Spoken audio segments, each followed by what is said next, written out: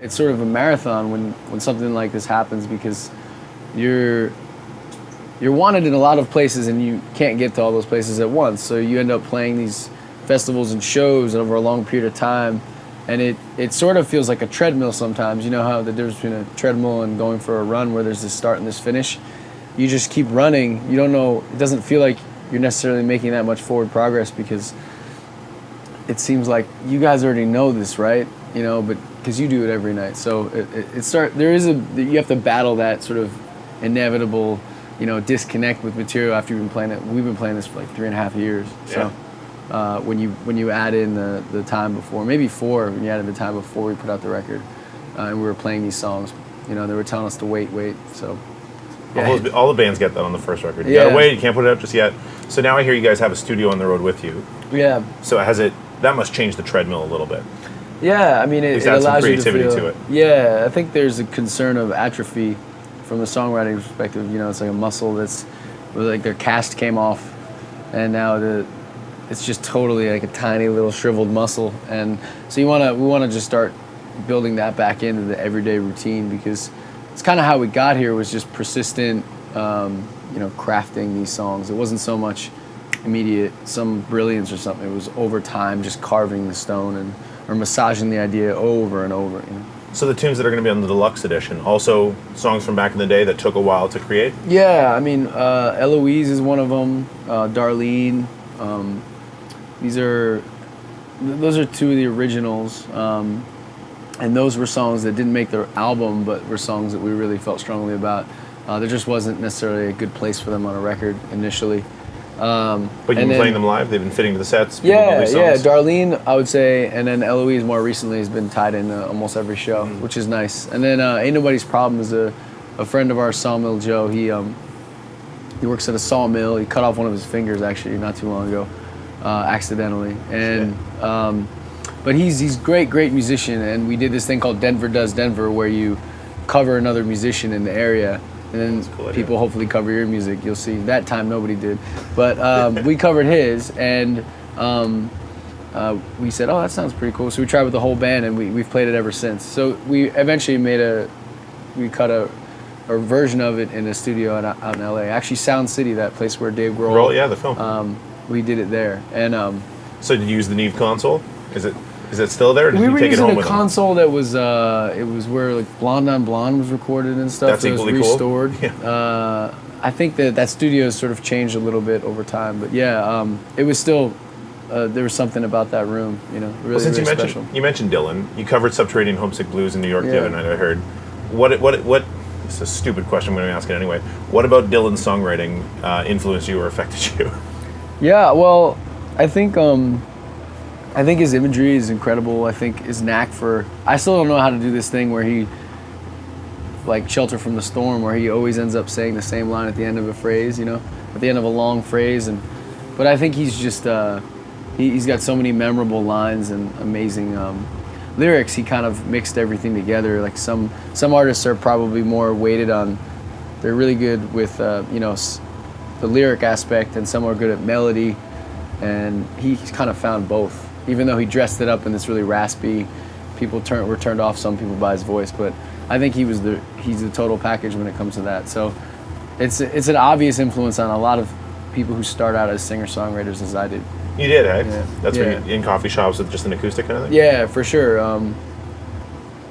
Being in a band was not part of the plan or anything. It was just it was frustrating trying to get together with people, because inevitably musicians flake on Really? on practices, or they're never on time, or they have another gig or something. So it was a lot more enjoyable to be self-reliant. But then you start to realize, we can do a lot with this, with this sound if you guys show up. So it became a big thing to try to have those dynamics there once we started working with like more than just a drummer. That's why I started with just a drummer and then moved from there. But no, I was pretty frustrated with that unreliability aspect, so it turned me off for a while, and then I found really good people. So now I was gonna say, you have a good group now. Yeah, and they found me and Jer, so kudos to them too. Back to the writing on the road thing, just 'cause I'm curious. How has that been? Because I assume that's a new thing for you. It's brand new. Yeah. I think I heard this one songwriter say that she preferred to write at midnight in the dark, some weird. Oh, Beth Thornton told me that once, actually. Yeah, I'm not sure. It was somebody. It wasn't her, but for me. But my thing is, it's very private, and if I sense that someone's around, it's very difficult to get in that headspace. So it sort of has to just kind of happen, and so it's a little bit harder to manufacture out on the road. It's easier to do in the privacy of a home or something like that. We did most of our writing, Jared and I, around each other in proximity, but never sitting down going, let's work on this together generally. Mm-hmm. Most of it was, he'd be in the other room, and I'd say, what is that? And it was the Charlie Boy riff, or but things would happen back and forth. What was that line, you know, kind of thing. And so it's very strange, you know, it's a hard thing to reproduce, but I think it's sort of like you can get good at anything, or at least improve on it if you do it a lot. So we're just trying to, we realize the reality is we're on the road for a long time. So you might as well at least try to do this well on the road, because then you can be good at a few things, you know, instead of just compartmentalizing it all to, you get home and you're supposed to flick a switch. Now I'm going to start writing music again, you know. Although home might be a long ways away. I mean, I saw you guys at South by 2 years ago, or a year and a half ago, whenever that was. And yeah. I feel like since then it's been nonstop. Like you've lived life on the road for the past year and a half. Sure, yeah. And that's a very big change from going from where you were to where you are now.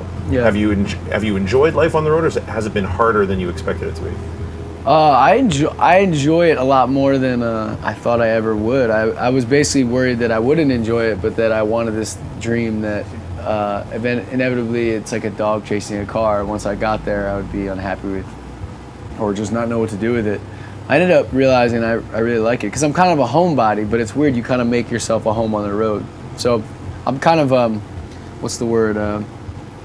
Not reclusive, but you said you wanted to be a creature of comfort. Is what you said at some point. Yeah, maybe. I just like alone time, you know, and that's hard to find when you're starting out as a band. But now it's much easier for me to find.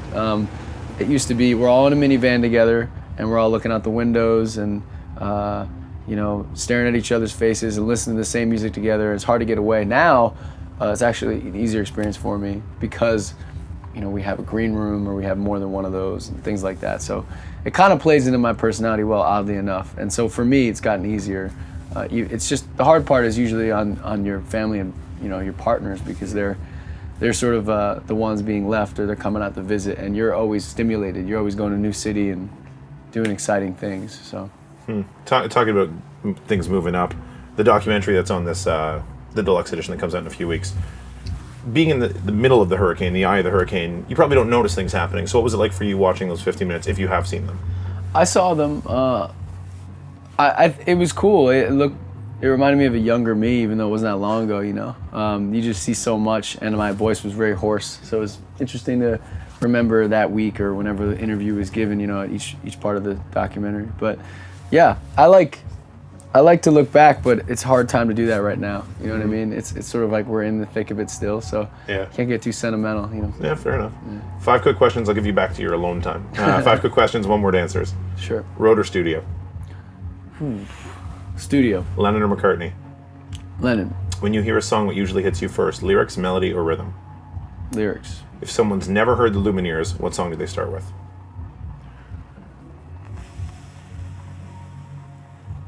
Pick anyone. That's a 2-word answer. Anyone. In 1 word, the Lumineers. Lumineers. I got nothing, man. That's good. Yeah. Thank you very much. Thank you. Appreciate it. Yeah.